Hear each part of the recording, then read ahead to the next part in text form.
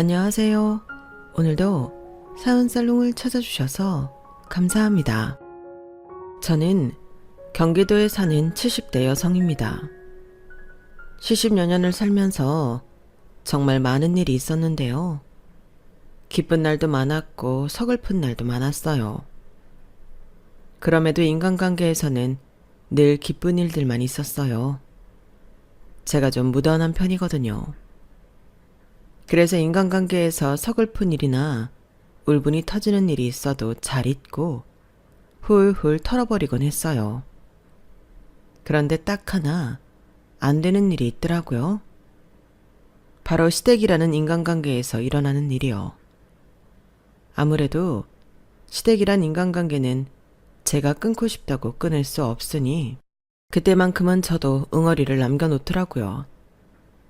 그러다 결국 몇 달 전 그 연결고리를 끊어냈어요. 그 연결고리가 누구냐고요? 바로 제 동서입니다. 맞아요. 몇 달 전 저는 동서를 버렸어요. 아주 가차없이요. 어떤 일이 있었는지 궁금하시죠? 한번 들어봐 주시겠어요? 몇 달 전 저희 가족에겐 큰일이 있었어요. 바로 제 칠순잔치요. 제가 어느덧 칠순이 되어버렸더라고요. 저는 그냥 넘어가도 된다고 했는데 제 딸 둘이서 칠순은 꼭 챙겨야 제가 오래 산다고 호텔을 예약해 파티를 준비했더라고요.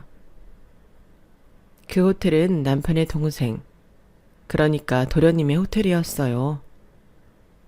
저희 딸이 작은 아버지 호텔이 가장 좋고 음식도 잘 나오니 거기서 해야 한다고 그랬거든요. 그래서 저희 딸이 도련님께 전화를 했는데 저희 도련님이 감사하게도 무료로 대관을 해줬어요. 그런데 저희 남편은 퇴역 군인 출신인데 저희 도련님은 한 호텔의 회장인 게 좀 의아하시죠? 이건 저희 부부가 결혼을 하기 전의 일인데요. 저희 남편은 둘째로 위에 누나가 하나 있고 아래에 남동생이 하나 있어요. 그리고 그중 누나가 23 나이에 시집을 갔는데 시댁이 크게 관광사업을 하는 회사였어요. 각종 여행 패키지 행사부터 시작해서 골프 여행도 크게 했고요. 전국의 리조트와 호텔이 몇 군데 있는 회사였죠. 그리고 저희 시댁은 일반 서민이었어요. 그래서 어떻게 만나 결혼하게 된 거냐 물으니까요. 그 회사 아들이 밑바닥부터 사업을 배운다고 여행 인솔자로 일했는데 그때 형님이 부모님을 모시고 패키지 여행을 가신 거예요. 저에겐 지금 시부모님이죠. 그렇게 인솔자와 손님으로 만났는데 그때 형님이 시부모님께 하는 모습이 너무 보기 좋았다네요. 그래서 그 모습에 반해 연락처를 물어 만나게 되었다고 해요. 저희 형님은 처음부터 남편 될 사람이 부유한 집안의 자식이라는 걸 알지 못했대요. 그냥 그 회사 직원인 줄 알았대요. 씀씀이가 좀 커서 회사에서 월급을 많이 주는가 보다 이렇게 생각했다네요. 그러다 상견례 자리에서 회장 아들이라는 것을 알았다고 해요. 그때 무척 놀라 손이 벌벌 떨렸대요. 그렇게 형님은 부잣집 며느리가 되었어요. 하지만 결혼 생활은 그리 길진 못했어요. 애초에 차이가 많이 났으니까요. 특히나 돈을 쓰는 부분에서 트러블이 많았대요. 형님은 살림을 남의 손에 맡기는 걸 싫어하시는데 남편은 자꾸 사람을 쓰라고 하고 그런 것들 말이에요. 남들이 들으면 복에 겨운 소리라고 할 거라고 형님은 웃으며 말씀하셨지만 저도 왠지 알 것 같았어요. 몸이 편하면 뭐해요? 마음이 불편한데. 아무튼 그런 차이를 극복하지 못하고 7년 만에 이혼하셨어요. 그때 양육권은 모두 남편이 가져갔고 양육권을 포기하는 조건으로 호텔 하나와 상가 몇 개를 받으셨어요. 그런데 시형님은 경영 쪽에는 자신이 없어서 배우신 적도 없고요. 그래서 대리인을 뽑아야 했는데 그때 경영학과를 졸업해서 취업할 준비를 하고 있던 도련님이 생각나더래요. 도련님이 대학을 장학금 받으면서 다니고 정말 좋은 성적으로 졸업했다고 하더라고요. 친한 교수님도 많으시고요. 그래서 도련님에 대해 물으니 도련님도 해보겠다고 했대요. 그래서 지금 한 호텔의 회장직을 맡고 있는 거죠. 그리고 저희 남편은 그때 당시 군인 부사관으로 재직 중이어서 논의 대상이 아니었어요. 그리고 저희 남편은 경영학은 전혀 모르고요.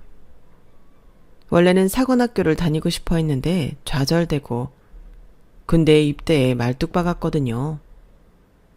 그래도 한 호텔의 회장이 될 수 있었는데 서운하지 않았냐고 언제 한번 물어본 적이 있어요. 그러니 어차피 자기가 있으면 망했을 거라고 허허 웃더라고요.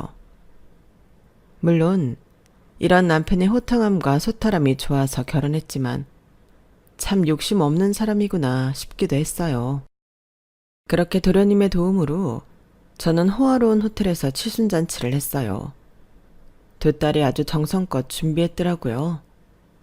엄청나게 큰 케이크에 화려한 촛불 장식, 꽃다발, 돈다발, 정말 기가 막히게 준비했더라고요.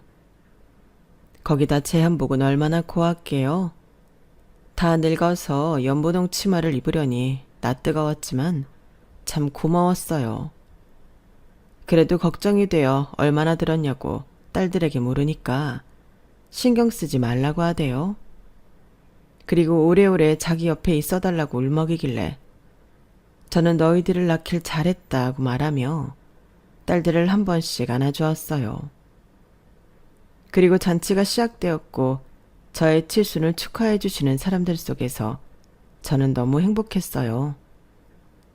부끄럽다며 소주 한 잔을 마시고 축하 무대를 하는 사위의 모습도 고마웠고요. 생전 사위들이 춤추고 노래 부르는 건 처음 봤네요.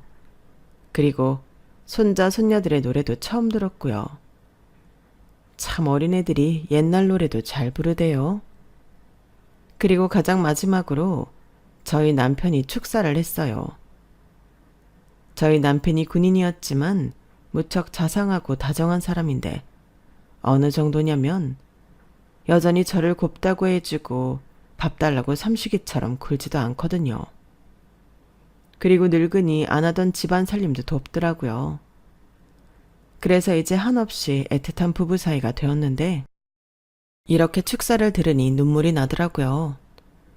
그래서 소매자락으로 눈물을 훔쳤어요. 그리고 식사 시간이 되었어요. 코스로 나오는 음식들을 보니 도련님이 좀 더 신경 쓰라고 직원에게 말한 것 같더라고요. 정말 음식이 맛있고 깔끔하고 정갈했어요. 요새 입맛이 자꾸 없었는데 다 먹었네요. 그렇게 식사를 하고 있는데 어디서 또각또각 구두 소리가 들리더라고요. 앞을 보니 낮은 구두를 신고 동서가 걸어오더라고요. 큰딸도 그렇고 막내딸도 그렇고 모든 집안 식구들이 긴장했어요. 그리고 동서는 제일 안쪽에 있는 저에게까지 걸어왔어요. 형님, 오시면 오신다고 저한테 말씀을 하셔야죠. 직원이 아니었으면 모를 뻔했잖아요. 우리 형님이 벌써 칠순이야? 정말 세월이 야속하다, 그쵸? 그런데 옷은 너무 난잡하다. 좀 참한 걸로 입으시지. 그리고 요즘은 기초수급자도 호텔에서 파티를 다 하네요. 누구 덕분에? 동서의 말이 끝나고 한동안 정적이었어요. 저희 동서가 목소리가 기가 막히게 크거든요. 쩌렁쩌렁 울려서 연회장 밖까지 목소리가 들릴 것 같았어요. 그리고 동서의 말을 듣고 큰딸이 저와 동서 사이에 섰어요. 그리고 이렇게 말했어요. 작은 엄마, 초대장 못 받으셨으면 여기 계시면 안 돼요. 초대도 안 받으셨는데 이렇게 와서 분위기 다 망치시면 어떡해요? 그리고 기초수급자라뇨. 저희 기초수급자 아니에요. 아버지가 고생하셔서 일한 대가로 연금 받으시는 거예요. 말은 똑바로 하셔야죠. 그래도 오셨으니 식사는 하고 가세요. 그러자 동서가 하하 등이 휘어지게 웃으면서 제 딸 뺨을 어루만졌어요. 그러면서 이렇게 말했죠. 참, 우리 지영이 많이 컸다. 작은 엄마한테 이렇다 저렇다 말도 하고. 근데 어쩌니? 여긴 우리 남편 호텔이고 식사를 하든 말든 그건 내 선택인데? 너희 집이야 이런 식사가 귀해서 어떻게든 먹으려고 하겠지만 난 아니야. 공짜로 준다고 해도 안 먹어. 그리고 난 좀 서운해. 나도 가족인데 왜 초대를 안 했어? 우리 남편한테만 말한 건 호텔만 공짜로 좀 얻어보려던 거야? 그리고 너희 부모님 월 250 정도 받으시니? 그 정도 받으면 기초생활수급자니 뭐니? 그리고 동서는 제 딸을 비껴 저에게 오더니 가방에서 돈봉투를 꺼냈어요. 아주 두툼한 돈봉투를요. 형님은 절 초대 안 하셨지만 제 마음이에요. 다음부터 이런 일 있으면 초대를 하세요. 그게 피차 보기 좋지 않나? 돌아가신 우리 시엄마한테도? 그때 조명에 비쳐 동서의 가방이 번쩍거렸어요. 제가 눈이 부시다는 듯이 눈을 가리자 동서가 이번에도 등이 휘어지도록 하하 웃으며 이렇게 말하더라고요. 아, 이거 1,000만 원짜리 가방이라 좀 번쩍번쩍해요. 눈이 부셨다면 죄송해요, 형님. 그리고 저희 남편이 화가 났는지 벌떡 일어났어요. 동서가 그제서야 저희 남편을 의식하고 살짝 뒷걸음질 치더라고요. 사실 그 세 남매 중에 제 남편이 가장 무섭고 칼 같거든요. 이미지만 봐도 그렇답니다. 시영님과 도련님은 유들유들한 분위기고 저희 남편은 누가 봐도 군인 이미지거든요. 그리고 저희 딸들이 동서를 제 칠순잔치에 초대하지 않은 이유는 따로 있었어요. 저와 동서 사이가 그렇게 좋진 않거든요. 그렇게 된 이유에는 몇 가지가 있어요. 사실 도련님은 어릴 때부터 연약해서 자주 아프고 병원 신세를 많이 지셨어요. 그리고 성인이 돼서는 쇠약한 나머지 자면서 이상행동을 하시기도 했죠. 비명을 지른다거나 자면서 걷는다거나 그런 식으로요. 그래서 시부모님들은 도련님이 어떻게 장가는 갈 수 있을까, 애는 가질 수 있을까 무척 걱정하셨다고 해요. 근데 동서가 나타난 거예요. 그것도 혼전 임신을 했어요. 그래서 다른 집에게는 혼전 임신이 부끄러운 일일 가능성이 크지만 저희 시부모님은 은근히 기뻐하셨대요. 그래서 도련님과 동서를 혼내지도 않으셨대요. 게다가 동서의 아이는 아들이었고 3년 뒤에 낳은 둘째도 아들이었어요. 저희 시부모님이 아들을 그렇게 좋아하시거든요. 그래서 시영님만 보면 저는 괜히 짠하고 그래요. 시부모님을 위해 뒤치다거리는 다 시영님이 하는데 뭐든 아들들 먼저 시거든요. 그래서 딸만 둘 낳은 저보다 시부모님은 동서를 예뻐하셨어요. 그리고 첫손주의 아들이잖아요. 유달리 그 조카만 예뻐하셨어요. 매일 무릎에 앉히고 몰래 간식이며 용돈이며 챙겨주고 그걸 들키지 않으면 좋은데 매번 들키셨어요. 어쩌면 일부러 그러신 걸 수도 있지만요. 제가 그렇게 생각하는 이유는 제가 딸만 둘 낳았잖아요. 그걸 가지고 시어머니가 무척 실망하셨거든요. 그렇다고 저희 두 딸을 미워하시는 건 아니었어요. 근데 너무 티나게 아쉬워하시는 거예요. 특히나 저희 애들이 동서 애들보다 공부를 더 잘했는데 그걸 아시고 너희가 아들이었으면 얼마나 좋았겠니? 하시는 거예요. 매번 그런 식이셔서 저 엄청 서운했어요. 하지만 달리 방법이 있나요? 가치관이 다른 것에는 방법이 없잖아요. 그래서 그 이야기를 듣고 주눅 들어하는 딸들에게 그럴 필요 없다고 말해주었죠. 하지만 동서와 불편해진 건 그것뿐만이 아니었어요. 동서는 가끔 여우짓을 했어요. 시부모님한테요. 제가 깎은 사과를 달랑 들고 가서 본인이 깎은 채 한다든지, 제가 장을 봐왔는데 본인이 본 채 한다든지, 제가 부주의해서 본인이 칼에 베이고 냄비에 손을 대었다고 말한다든지 말이에요. 물론 시부모님께 드리는 선물이 제가 드리는 것보다 훨씬 좋아 보이고 세련돼 보이는 건 어쩔 수 없었어요. 그건 제 몫이고 제 복이죠. 하지만 앞서 말씀드린 건 너무 여우짓 아닌가요? 어디서 그런 걸 배워왔을까요? 다행히 이런 것들을 남편에게 말하면 저희 남편은 잘 들어주거든요. 그래서 동서에게 직접적으로 말하지 않고 넘어갈 수 있었어요. 하지만 그게 다가 아니었어요. 그런 일도 있었죠. 저희 두 딸이 국립대를 나왔거든요. 사립대도 붙기는 붙었는데요. 군인은 자녀 등록금 지원이 안 돼서 사립대는 조금 버거웠어요. 그래도 사립대를 가고 싶다고 하면 보내줄 생각이었어요. 하지만 저희 두 딸은 모두 사려 깊어서 저희 생각대로 해주었죠. 그런데 동서가 그걸 어떻게 알았는지 그러는 거예요.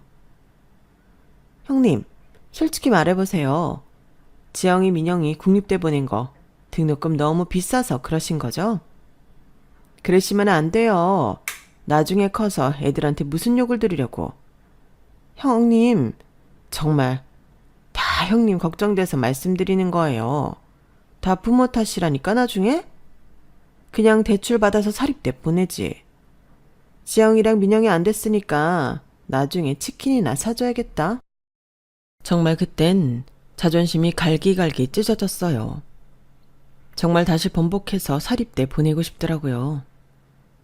그래도 남편이 그런 사람들을 비해 휘둘리면 안 된다고 저를 잡아주어서 그렇게까지 하진 않았지만요.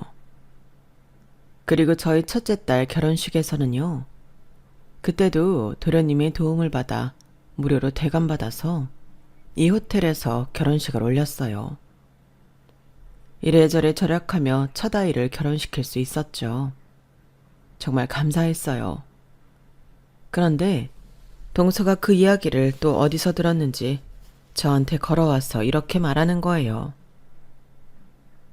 형님, 이번에 지영이 웨딩홀 공짜로 빌렸다면서요.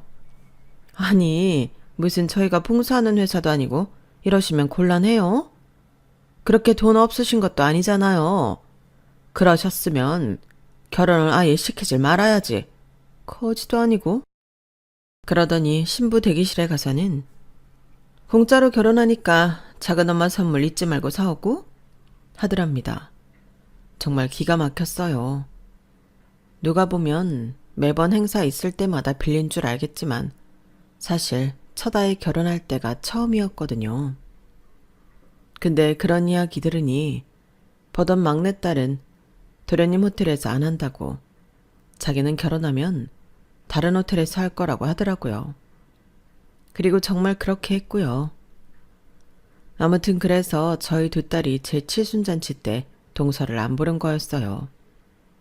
그런데 초대하지 않은 자리에 나타나는 것도 모자라 저런 말을 하다니 정말 참을 수 없었어요.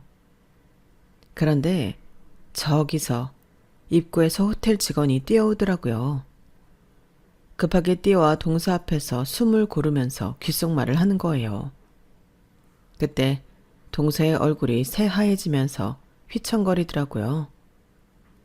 호텔 직원이 동서를 잠시 부축하고 동서는 빠른 걸음으로 연회장을 나갔어요. 그리고 큰 소리가 났어요. 비명소리도 들리고 깨지는 소리도 들리고 그래서 사람들이 웅성웅성하면서 밖을 내다봤죠. 그러니 큰일이 일어났나 보더라고요.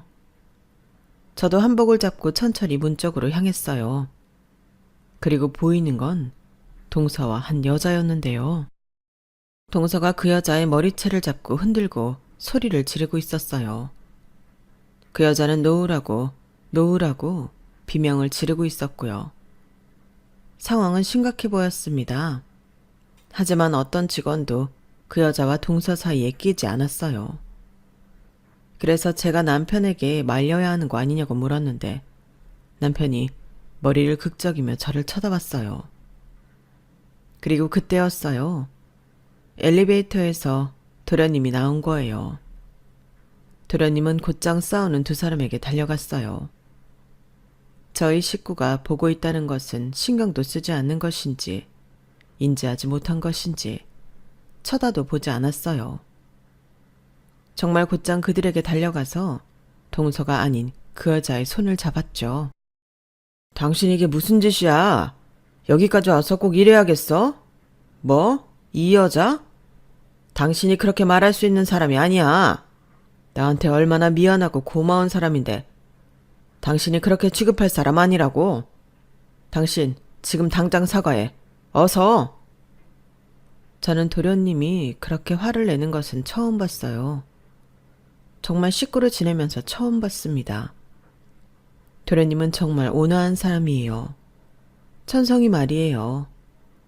그건 유약한 자신의 체력에 비례한 거겠지만요. 아무튼 저희 남편도 도련님이 그렇게 화내는 걸 본 적이 없을 거예요.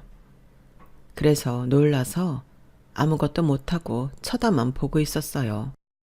당신은 여기 와서 소리 지르고 깽판 칠 자격도 없는 사람이야. 알아? 그리고 내가 이 호텔에 발붙이지 말라고 했지. 왜 매번 그렇게 내 말을 어기고, 아니, 내 말을 받아들여주지 않는 거야. 빨리 돌아가. 그리고 빠른 시일 내에 서류 보내. 이혼 서류. 당장 보내라고. 이혼이라뇨.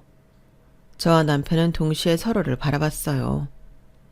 제가 아는, 또 남편이 아는 저 두 사람은 사이가 사랑스럽지도 않지만 그렇다고 냉랭하지도 않았거든요.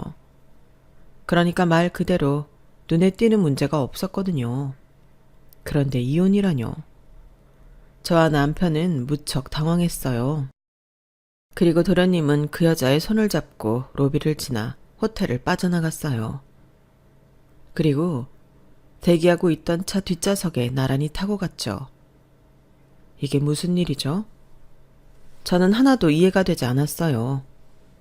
그리고 어떻게 보면 도련님이 다른 여자가 있다는 건데, 그런데 어떻게 저렇게 당당하게 태도를 취할 수 있지? 이혼 이야기를 꺼낼 수 있지 싶었습니다. 맞잖아요. 결혼 생활 중에 다른 여자를 데려온 남자가 잘못한 거 아닌가요? 저는 정말 진실을 알고 싶었어요. 그리고 얼마 뒤 진실을 알 수 있었죠. 그런 일이 있고 나서 제 칠순잔치는 어정쩡하게 끝나버렸는데 아무래도 도련님이 마음이 쓰였나 봐요. 그래서 저희 식구들을 한 레스토랑으로 초대하셨죠. 처음엔 그런 일이 있고 나서이기 때문에 남편만 보내려고 했어요. 그런데 도련님이 그 사건을 콕 집어서 말했대요. 그런 일이 있어 잔치가 엉망이 되었을 텐데 제가 조금이라도 마음을 덜 수 있게 해달라고요. 모두 데리고 와주세요, 형님.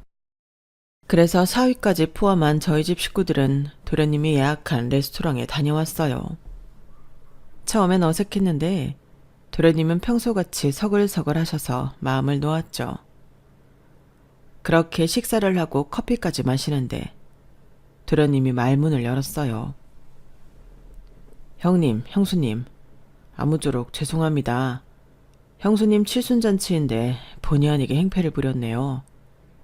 직원들한테 어떤 분위기로 끝났는지 대충 이야기 들었습니다. 정말 죄송합니다. 이런 식사로 사과를 드릴 수밖에 없는 게 다시 한번 정말 죄송합니다. 그리고 형님, 형수님, 보셔서 아시겠지만 대충 눈치채셨겠지만 저 애들 엄마와 이혼하려 합니다. 그때 보셨던 여자, 그 사람 때문만은 아닙니다. 제가 용기를 낼 수 있게 도와준 사람은 맞지만 정말 그게 다가 아닙니다. 아시잖아요. 제가 애들 엄마와 어떤 관계였는지. 최소한 저희가 제대로 된 부부 사이는 아니었지 않습니까? 차라리 싸우는 게 낫죠. 싸우는 게 속 편하죠. 싸우고 풀고 그게 정상적인 부부 관계죠. 저희는 싸우지도 않았어요. 싸운다는 건 쌍방이잖아요. 전 일방적으로. 그래도 애들 엄마 욕은 하지 않겠습니다. 형님, 형수님, 저 정말 그 사람이 필요합니다. 다시 만난 순간에 깨달았어요. 지금 잡지 않으면 제가 눈을 감을 얼마 안 남은 시간 동안 후회하면서 살 거라고요. 아니, 그 이후에도요. 죽어서도 후회할 거라고요. 그리고 그 사람 지금 많이 아픕니다. 당뇨예요. 하루에도 몇 번씩 저혈당이 와서 일상생활도 제대로 못합니다. 저 이제는 회장 자리 아들에게 물려주고 그 사람만을 위해 살고 싶어요. 형님, 제발 도와주세요. 그 사람이 순순히 서류에 도장 찍을 수 있게 도와주세요. 소송까진 가고 싶지 않아요.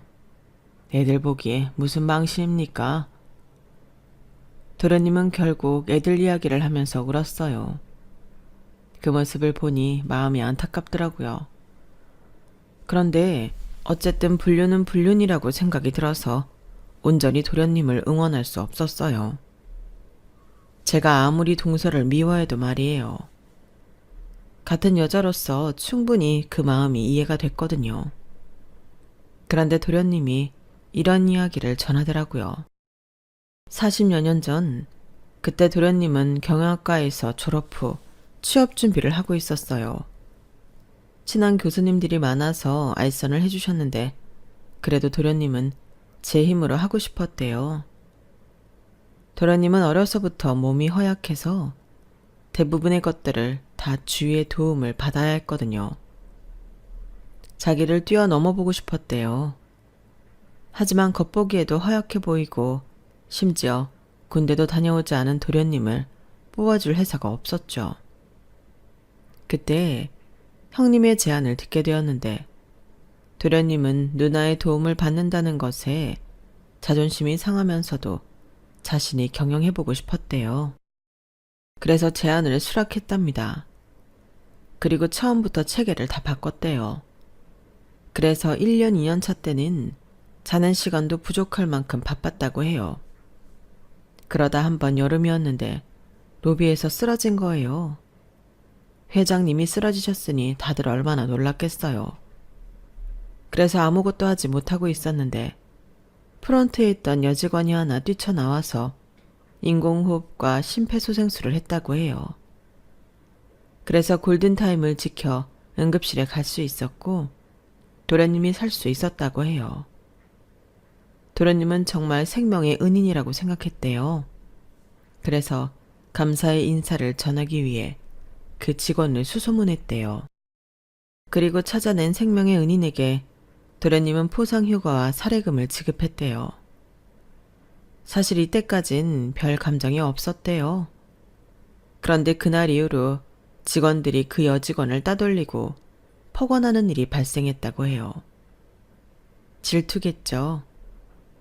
그 사실을 알고 도련님도 어떤 방안을 내려고 했는데 본인이 이러면 이럴수록 직원들의 괴롭힘은 더 심해질 거라고 생각했대요. 그래서 안 보는 척 지켜만 보고 있는데 어느 날 벤치에서 그 직원이 울고 있는 걸 발견했대요. 그래서 옆에 살짝 앉아 손수건을 건네니 그 직원이 도련님을 확인하고 놀라서 일어나 가려고 했대요. 그래서 도련님이 그 직원을 잡아 미안하다고 했다더군요. 그런데 그 직원이 울음을 멈추고 말하더래요. 회장님이 죄송하실 건 없습니다. 살아주셔서 감사해요. 그때 잘못되셨다면 전 더 괴로웠을 거예요. 그 말에 도련님은 충격을 받았대요. 그리고 마음이 움직였대요. 도련님은 그 직원을 좋아하게 되었다고요. 하지만 선천적으로 몸이 약해 언제 한번 누구를 마음 놓고 좋아해 본 적이 없는 도련님이라 마음을 어떻게 전해야 할지 알 수 없었대요. 그래서 대뜸 결혼하자고 했다더군요. 그런데 여직원이 당황하지 않고 이렇게 말하더래요. 만나보자는 말이죠? 그 말에 도련님은 2차 충격을 받으셨대요. 너무 산뜻한 고백 승낙이었다고 도련님은 그때를 회상하면서 웃더라고요. 그때 도련님의 표정은 정말 소년 같았어요. 사랑을 시작한 소년 말이에요. 그리고 이들은 몰래 연애를 했대요. 주로 호텔에서 했대요. 프라이빗 룸에서 식사를 하고 커피를 마시고 수많은 대화를 했대요. 가장 처음에 한 이야기는 서로의 약점에 대해서래요. 도련님은 선천적으로 아픈 것, 여직원은 부모로부터의 결핍이 있다고 말했대요. 알고 보니 여직원은 태어나 얼마 되지 않아 부모가 외할머니에게 자기를 버리고 도망갔다더라고요. 그리고 이유를 생사도 모른다고요. 그래서 평생 할머니와 살았고 그 당시에도 살면서 할머니가 자신을 사랑한다는 생각엔 변함이 없었다고요. 그래서 할머니의 애정에 대한 결핍은 없었지만 그건 부모로부터 받은 사랑과는 다른 거지 않냐며 자기는 그걸 전혀 모른다는 말을 했대요. 아들아들하는 집안에서 자란 도련님은 부모로부터 사랑을 충분히 받고 자랐죠. 그래서 그 이야기를 들으며 도련님은 여직원이 안쓰럽고 불쌍하기도 했지만 반면에 자기는 그런 사랑을 받은 적이 없으니 돌려줄 수 있다고 생각했다고 하더군요. 반드시 아버지와 같은 연인이 되겠다고 다짐했대요. 그리고 여직원은 평생 옥탑방에서 살았대요. 옥탑 월세방이요. 그런데 그 이야기를 여직원이 왜 했냐면 자기는 하늘과 가깝게 살았다는 거예요. 밤에 평상에 대자로 뻗어 누워서 하늘을 보면 얼마나 시원한지 아냐고 그러더래요. 도련님은 내가 자기보다 가진 게 더 많은데 하늘도 가까우려면 내가 더 가까울 수도 있는데 저런 이야기를 하는 게 천진난만하다고 생각하면서 도련님이 더 넓은 세상이 되고 싶었대요. 더 많은 것을 여직원에게 보여주고 싶었대요. 그게 다가 아니라는 걸 보여주고 싶었다더군요. 그렇게 그들은 3년을 만났대요. 누구에게도 들키지 않았고요. 그리고 도련님이 처음으로 집에 그 여직원을 데리고 갔죠. 도련님은 별 문제가 없을 거라고 생각했다더군요. 아무 탈 없이 결혼할 수 있을 줄 알았대요. 지금 비록 자신은 호텔 회장님이지만 자기 부모님은 지극히 평범한 평민으로 여직원과 같은 위치라고 생각한 거예요. 하지만 들어가자마자 여직원이 채 앉기도 전에 시부모님이 이렇게 물으셨대요. 부모님께서 뭐 하시나? 연봉은 어떻게 되나? 집은 자가인가? 차는 있어? 목돈은 얼마나 있나? 계속 이어지는 질문 공세에 여직원은 진땀을 흘렸대요. 겨우 앉아서 질문에 꼬박꼬박 대답을 하고 결국 숟가락도 못 들어보고 집에서 나왔대요. 다시 돌아온 도련님이 시부모님께 이렇게 말했죠. 사람 앉지도 못하게 하시고 그런 말씀이 뭐예요? 부모님 뭐 하시냐? 돈은 얼마나 버냐? 집, 차, 목돈은 왜 물어보신 거예요? 대체 왜 그러신 거예요? 당연히 물어봐야 할 것들이야. 사람이 수준이 있지. 아까 외할머니랑 산다고 했니? 아무리 경우가 없어서야. 적어도 부모 있는 애를 만나야지. 가정교육이 엉망인 애를. 그리고 결혼은 봉사가 아니야. 현실이야 현실. 더 불릴 생각을 해야지. 나누려고 하면 어쩌니? 그렇죠. 저희 시부모님은 도련님의 생각대로 되지 않았죠. 저희 시부모님 아들이 호텔 회장이 되고 딸이 건물주가 되어버리니 쓰시는 돈부터가 달라졌었죠. 아니 더 정확히 말하면 딸이 부잣집으로 시집을 간 이후부터 달라졌어요. 저희 시부모님은 생전에 꽤나 사치스러우셨어요. 음식을 시킬 때도 배를 시켜서 모조리 남기셨죠. 옷도 있는데 또 사셨어요. 그것도 고급 브랜드로요. 여행도 참 많이 다니셨죠. 그래서 처음엔 시영님이 이혼하신다고 할 때 두 팔 뻗어 반대하셨어요. 남편 말을 들어보면 네가 뭐라고 이혼을 하냐 하시며 시영님을 혼내신 적도 있다고 해요. 그런 시부모님이 가난한 외할머니 밑에서 큰 여직원을 마음에 들어 하셨을 리 없죠. 하지만 그런데도 도련님이 여직원과 헤어지지 않아 시부모님은 호텔까지 찾아와 여직원을 따로 불러 한 소리 하시고 가셨대요. 그러다 직원들의 따돌림도 버틴 여직원이 결국엔 백기를 들었대요. 도련님에게 사표를 내고 사라졌다고요. 그래서 도련님이 시름시름 알아갔다더군요. 시부모님은 걱정하시면서 도련님에게 선자리를 주선하셨다고요. 도련님은 이를 악물고 절대 나가지 않았답니다.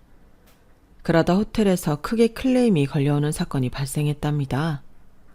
누가 스위트룸으로 예약을 했는데 디럭스룸으로 배정되었고 남은 스위트룸이 없는 사건이었어요. 손님 측에선 업그레이드를 시켜 방을 달라고 요구했는데 규정상 그게 어려워서 직원들이 난감해하고 있었어요. 결국 도련님이 내려왔어요. 라운지는 난리도 아니었죠. 고래고래 소리를 지르는 손님, 어영부영 움직이는 직원들. 도련님은 현기증이 날 것 같았대요. 손님, 죄송합니다. 저희 직원이 신속한 처리를 해드리지 못했네요. 자, 손님께 프라이빗 룸 제공해주세요. 제가 쓰는 프라이빗 룸으로 제공해주세요. 그럼 좋은 시간 되십시오. 도련님은 그때 이미 프라이빗 룸에 대한 미련이 없으셨대요. 그래서 앞으로 이런 일이 생기면 프라이빗 룸을 배정해 주어라. 회장실로 들어와 공지를 내렸답니다. 그런데 퇴근을 하려고 보니 손님이 라운지에 앉아 있는 거예요. 모른 척 할 수 없어 좋은 시간 보내고 있냐고 물었더니 좋은 시간? 좋은 시간은 무슨 좋은 시간이요? 저 여기 휴가 온 건데 초장부터 분위기 다 망했는걸요. 어떻게 보상하실 거예요? 하더래요. 도련님은 그 의중이 무엇인지 바로 알아차렸대요. 그래서 그 손님과 하루를 보냈는데 석 달 뒤 모르는 번호로 연락이 왔대요. 아이가 생겼다고요. 도련님은 잘못 온 문자겠거니 생각하려 했는데 기분이 쎄해 전화를 걸어보니 그 여자가 맞더래요. 여자를 찾아가니 임신 테스트기를 내보였고 정확한 두 줄이었대요. 도련님은 이 여자가 어떤 여자인지도 모르면서 계속되는 시부모님의 선자리 압박에서 벗어날 수 있는 유일한 방법이라고 생각했다더군요. 그리고 솔직히 실연의 아픔으로 될 대로 되라는 심정도 있었고요. 그래서 그 여자와 결혼을 했고 아이를 낳았죠. 시부모님도 동서가 평범한 집안에 유학을 보낼 정도의 집안이라는 걸 알고 반대하려 했지만 아이가 있다는데 어떡하겠어요. 그렇게 10년, 20년, 30년을 살았대요. 도련님은 결혼 생활 내내 의지가 없었고요. 될 대로 되라는 심장이 컸고 결혼이란 걸 도련님 삶에 큰 비중이 되는 사건으로 다루지 않았답니다. 그런데 반년 전 도련님이 감기에 걸려 병원에 갔는데 익숙한 향기가 나더래요. 뒤돌아서 보니 그때 그 여직원이었대요. 이제 여직원이 아니니 앞으로 미정씨라고 부르면 되냐고. 그렇게 30년 만에 미정씨와 재회한 거예요. 근데 초췌했대요. 그때 맑고 이슬 같던 미정씨가 아니더래요. 오랜만이야. 어디 아파서 온 거야? 얼굴이 좀 안 좋네. 도련님이 그렇게 묻자 미정씨는 어색하게 웃으며 당뇨라고 하더래요. 당뇨가 좀 심해서 매주 병원에 온다고. 그때 도련님 본인은 그저 감기 때문에 왔다는 말을 하기가 미안했대요. 그 정도로 얼굴이 안 좋았대요. 그렇게 재회한 둘은 가끔 만나 밥을 먹고 커피도 마셨대요. 함께 했던 지나간 일들도 이야기하고 서로 없이 지냈던 시간도 이야기하고요. 그러다 한번 미정씨가 저혈당이 왔는데 손을 벌벌 떨면서 가방에 있는 사탕 하나를 집어먹는데 도련님은 눈물이 날 뻔했다고 해요.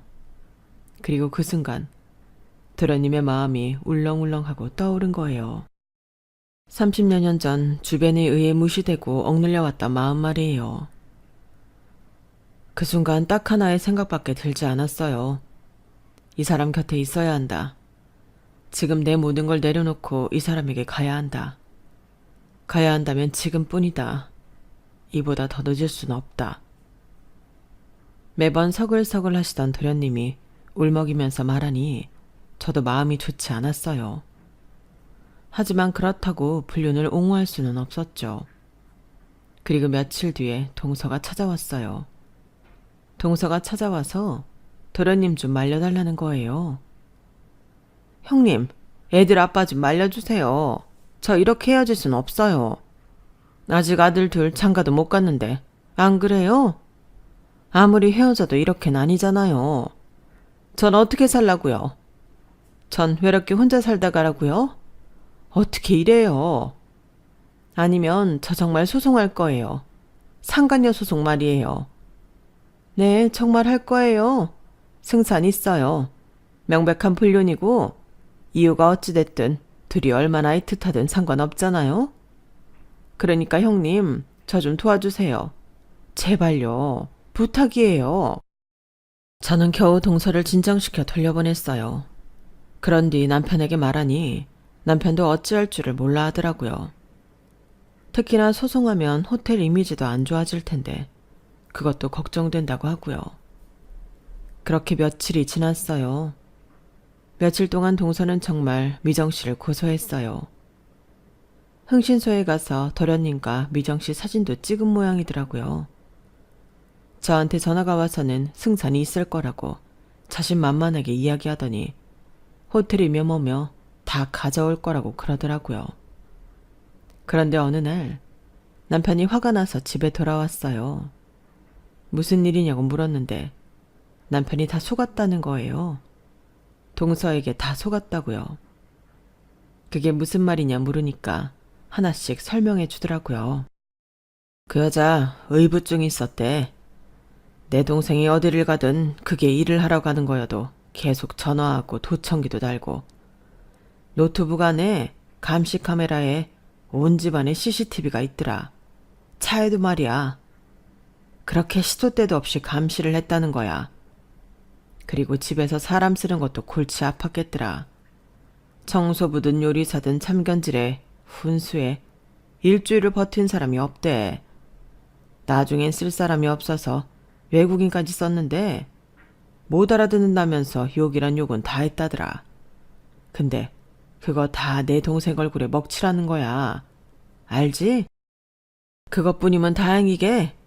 그 여자 내 동생 폭행까지 했어. 지팡이로 사정없이 두들기는 걸 내 두 눈으로 봤다고. 이건 합당한 이혼 사유야. 내 동생이 여지껏 참고 있던 것뿐이지. 불륜? 불륜 좋아하시네. 누구여도 그 여자 앞에서 못 버텨. 내 동생이니까 지금껏 버틴 거지. 탐욕스러운 할망구 같은 이라고. 남편은 처음으로 제 앞에서 불같이 화를 냈어요. 그렇게 화를 내는 모습을 본 적이 없어서 무척 놀라고 당황했는데 남편이 한 말이 저를 더 당황스럽게 했죠. 의부증에 잘못된 권위의식, 게다가 폭행이라뇨. 정말 믿을 수가 없었어요. 하지만 비로소 저는 어느 명절에 도련님 팔에 멍이 든 걸 본 기억이 났어요.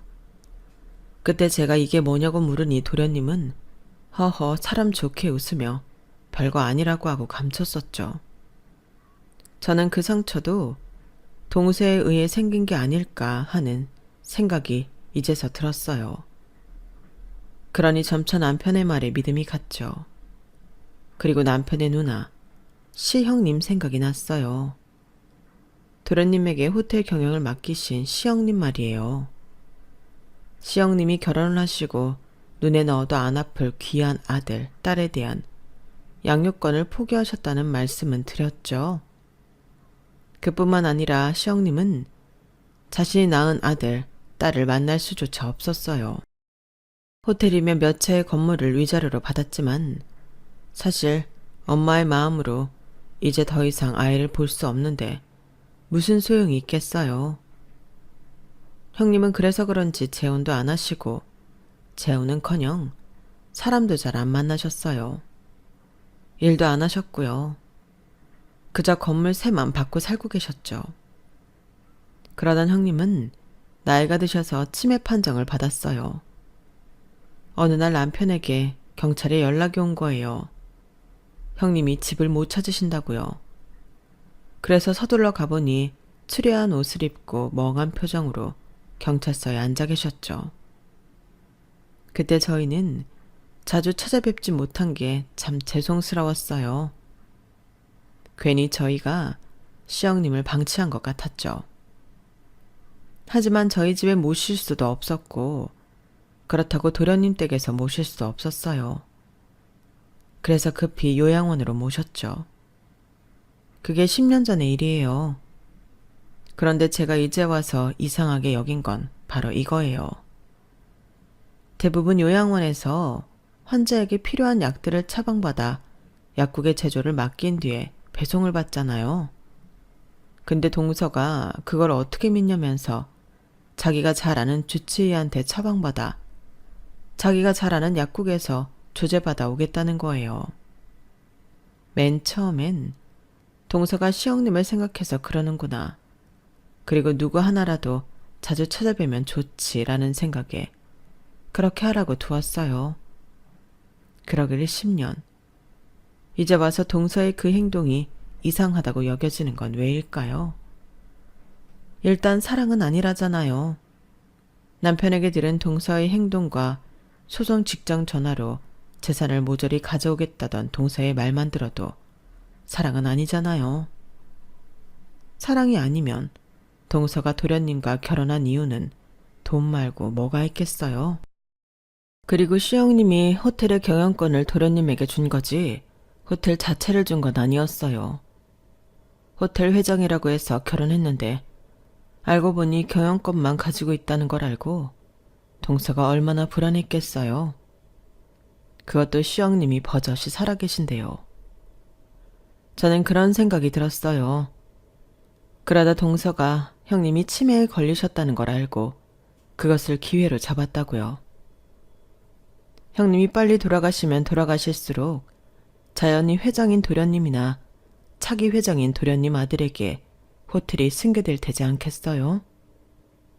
그럼 그 단물을 동서가 홀라당 빨아먹을 생각이겠죠. 게다가 저는 시영님의 상태가 점점 안 좋아진다는 걸 알고 있었어요. 하지만 그게 자연스러운 치매의 증상이라고 생각했어요. 사실 제가 동서를 미워하긴 해도 그렇게 못된 사람일 거란 생각은 못했지 않겠어요? 그래서 자연스러운 현상이겠거니 생각했는데 오늘이 되어보니 생각이 달라졌어요. 분명 동서가 무슨 수를 써서 시영님이 급속도로 악화된 거라는 생각이 들었어요.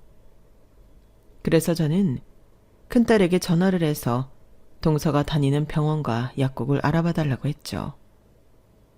그러니 금방 전화가 다시 오더라고요. 동서는 수요일마다 병원과 약국에 가서 형님의 약을 처방받았더라고요.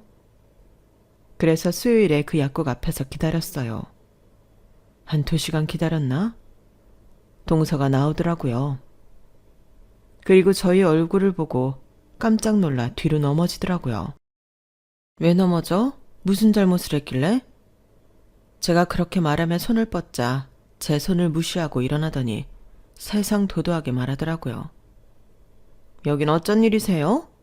제가 소송한다고 도와달라고 할 땐 쳐다도 안 보시더니? 생소할 것 같으니까 단물이라도 빨아드시려고? 설마. 동서, 그 약봉투 좀 줘봐. 어디 한번 보게. 내가 혹시 몰라서 시영님 요양원 들어가기 전에 받은 약국 봉투 가져왔거든? 그거랑 한번 비교 좀 해보자고. 그러자 동서는 화들짝 놀라지도 않고 말했어요. 당연히 그 약하고는 다르죠. 10년이 지났는데요. 10년 동안 얼마나 시영님이 안 좋아지셨는데요. 그때랑 같을 수가 없죠. 그럼 오늘 요양원 가서 검진받고 처방 다시 내려달라고 하자. 얼마나 차이가 나는지 보게. 나는 이제 동서가 하는 거 다 못 믿겠거든. 그러니 박장대소를 하더라고요. 저를 못 믿으면 대체 어쩔 거냐고 하더라고요. 그래서 제가 고소할 거라고 하니까 고소할 거면 하래요. 자기는 약을 전달해 준 것 말고는 없다면서. 처벌은 의사나 약사가 받아야 한다면서요. 그 의사랑 약사 다 동서 지인 아니야? 들어보니까 아주 친한 사이라던데. 형님 약도 바꿔치기 할 만큼? 그렇게 친한 사이인데 이렇게 나쁘게 굴어도 돼? 너무 무책임한 거 아니야?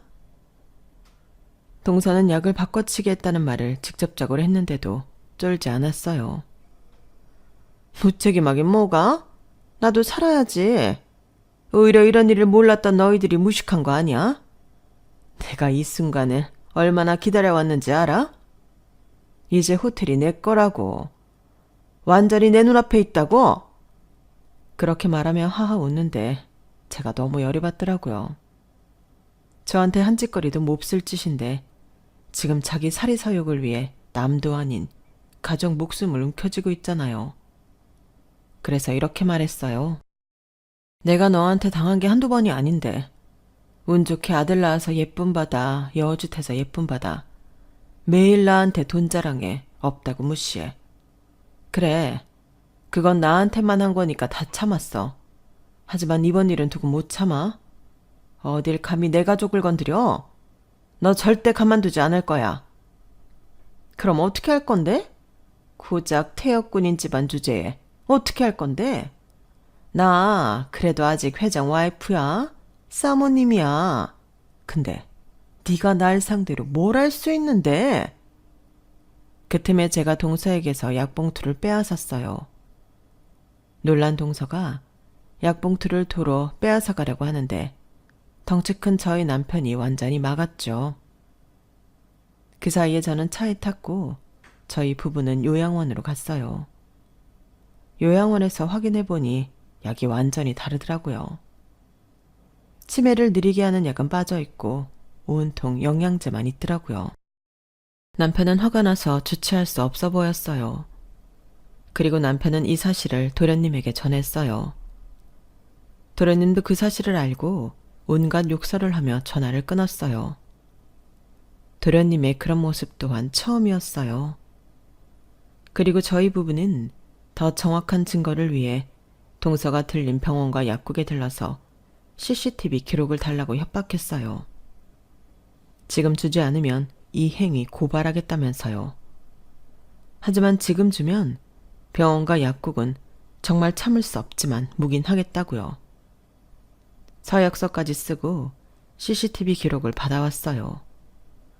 그리고 그걸 모조리 도련님에게 드렸어요. 그리고 몇 번의 재판 끝에 판사는 도련님의 손을 들어주었어요. 도련님이 승소했어요. 난리도 아니었다고 하더라고요. 동서가 판결문을 듣고 소리를 지르고 물건을 던지고 결국 사람들에 의해 끌려갔답니다. 승소 후 도련님은 도련님의 바람대로 회장직에서 물러나고 미정 씨와 함께 시골로 내려갔네요. 호텔은 도련님 큰아들이 물려받았어요. 그리고 아직 형님은 살아계시고요. 약은 요양원에 맡기면서 제가 자주 전화를 하고 있어요. 동서는 10원 한 장 받지 못하고 쫓겨났어요. 입던 옷, 신던 신발 모조리 뱉어내고 내쫓겼죠. 그리고 들은 바로는 친언니가 하는 꼼장어 가게에서 일을 한다고 하더라고요. 그래도 유학까지 갔다 온 여자인데 그 삶이 불쌍하다고도 저한테 저희 가족한테 한 걸 생각하면 꼴 좋다 싶네요. 그리고 저는 방금 그 꼼장어 가게에 다녀왔어요. 거기 가서 꼼장어를 혼자 3인분 시켜서 동서가 구워주는 꼼장어를 한 입 먹었어요. 그리고 일어나 제 칠순잔치 때 동서가 준 돈 기억하시나요? 그걸 그대로 올려놨어요.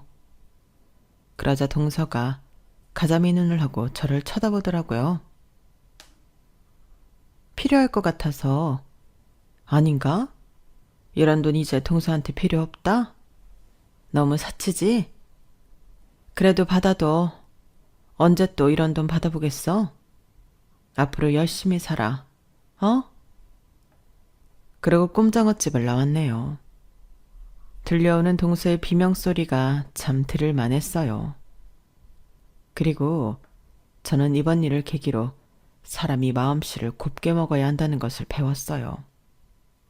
나쁘게 먹으면 될 일도 안 된다. 여러분들도 좋은 것만 보시고 듣고 하는 하루가 되시길 바랍니다. 여러분, 사연 댓글에 응원과 현명한 조언 부탁드려요. 좋아요와 구독은 저에게 힘이 됩니다. 오늘도 좋은 일 가득하세요.